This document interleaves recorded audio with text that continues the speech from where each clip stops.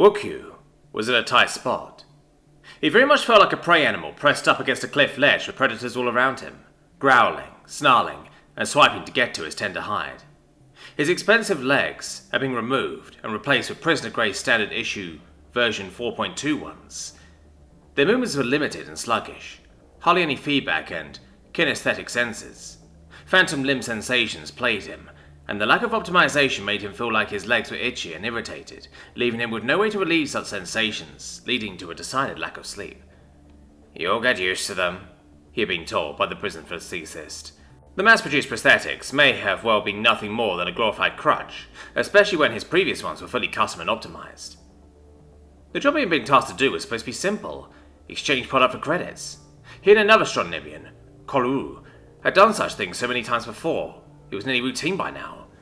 However, an enforcer managed to squirm their way into being a distributor, and then all hell broke loose. The trap had been thought out and well put together, leaving little chance of escape. Thus, Wukyu brought Kolu time to flee, quite thankful for Selena's fine-tuning and the new high-density power cells. It had taken him a few days to get used to them fully, much faster than the allotted time Selena had said he would need. This was because he had put lots of time and effort into retraining himself on how to move, fly and boost jump, as Guake had given him a deadline of most importance. The resulting firefight in the warehousing district they had chosen to do the deal never made it onto the news, even though he had used a human-made slug thrower, creating all sorts of noise. Someone had kept it all quite quiet. Wukyu stretched as much as the binding chains around him would allow, and smiled at the memory of the firefight that happened a few days ago. Clorou had reacted far faster than anyone, and had brought his energy shield up from inside his prosthetic, protecting himself and Wukyu from stunning, iron-pulse weaponry. Wukyu then started firing, using a slug thrower, never staying in one place and moving quickly with short bursts of his booster jets, giving time for Clorou to escape. As Wukyu had the superior weapon and mobility, it took time for the enforcers to pin him down and catch him alive. By the time they did, Clorou had fled on foot and escaped. Now, however, he was waiting to be questioned again.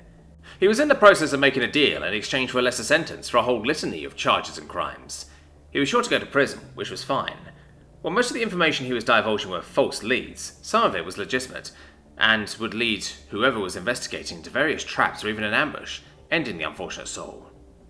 Incidentally, even going into prison, he was still useful. There was someone that needed to vanish, as he had become a liability, and once his sentence was over, he would have a lot of credits waiting for him. Everything was going according to Guake's plan. Selena was testing Jiqua's prosthetic in a mock-up program, making sure the limb itself was free of defects and functionality. The printer was busy building the SimSkin casing and connecting circuits. The casing had to be built separately, as it involved a much more complicated process and would need to be tested by itself as well. Rubbing the bridge of her nose and stretching her back, she decided to take a break. Getting up and stretching her torso a bit, she went upstairs to her kitchen. Gerd had left earlier after much apologizing. However, the scent of roses lingered a bit, reminding Selena of her Aunt Claire's home and the rose garden in the backyard.